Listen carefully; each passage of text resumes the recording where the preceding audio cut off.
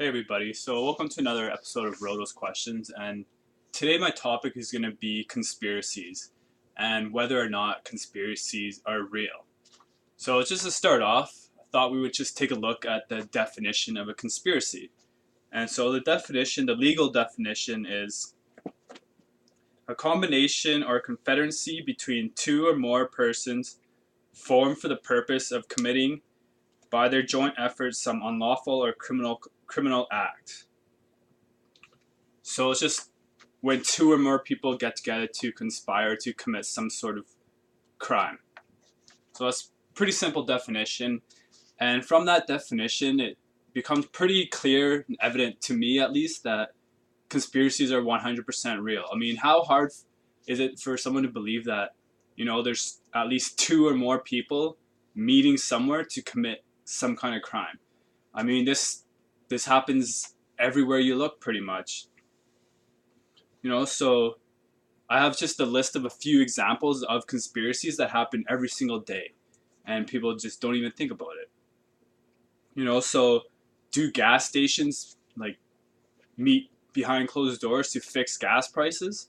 Yes, they do. That's a conspiracy. Does Harper meet his puppet masters to fix, foreign policy and create ways to take away our rights and our jobs and our money? Yes, they do. That's a conspiracy.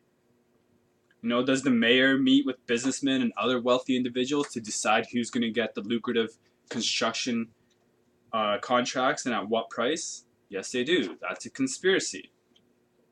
Do the Freemasons meet at their lodge downtown on 100 Ave to, talk about how they're going to control local politics, law, and business? Yes, they do. That's a conspiracy. Do factions within our police department meet to talk about how they're going to cover up their crimes and cover up corruption or cover up the fact that they're selling information to the Hells Angels? Yes, that's a conspiracy. Do military leaders meet to plan genocide and who they're going to bomb and which country they're going to take over next? Yes, they do. That's a conspiracy. And like, do drug dealers meet up and just talk about distribution networks or who they're going to shake down or stuff like that? Yes, they do. That's a conspiracy as well. And how about bankers meeting behind closed doors to set regulations and policies that will only benefit them and their friends? That's also conspiracy. Does the Catholic Church meet to discuss how they're going to cover up all the pedophiles among their ranks and stuff like that? That's also a conspiracy. And does media moguls, entertainment moguls, Hollywood, do all of them meet up to talk about, the kind of subliminal messages they're going to put in the music and movies, or, what will and won't be covered on the news? That's also a conspiracy. So there's conspiracies in all walks of life, and it just shows that conspiracies are 100% real, and that when people hear conspiracy, it's not just some guy with a tin foil sitting in a basement somewhere being crazy. It's just, this is real stuff going on every single day. All right, so yeah, it just ranges from anywhere from your local drug dealer to the prime minister's office and above. So it could happen anywhere. So just to also prove the point that conspiracies are real, I'll just name off a few conspiracies that turned out to actually be real. So the first one is, there's always that conspiracy, where people say that the American government kills its own citizens, or the FBI is responsible for a lot of crimes. This was proven true by the assassination of Martin Luther King Jr. His family actually won a case in court where it proved that the FBI was behind his assassination. Proven conspiracy. This is a pretty popular one that shows that, the government is behind a lot of the terrorist attacks, or they just make shit up so that they can go out and start another war. And so a few examples of this is the Gulf of Tonkin incident that started the Vietnam War. That turned out to be something that didn't actually happen, and they just used it to go into Vietnam and go to war. 9/11, It's probably the biggest, most well-known conspiracy of them all. To me, it wasn't bin Laden, and if it was, he had help from the American government, CIA, Mossad, and all of those things. So there's another conspiracy. In Europe, there's Operation Gladio, which, if you look it up, it's just an operation that was just responsible for a lot of terrorist attacks, and then they went and blamed it on, whatever organization they blamed it on. So if you want, you can look that one up. Does the CIA sell drugs? This has been proven fact by a reporter named Gary Webb. He released a lot of information showing the connection between the CIA and drug cartels.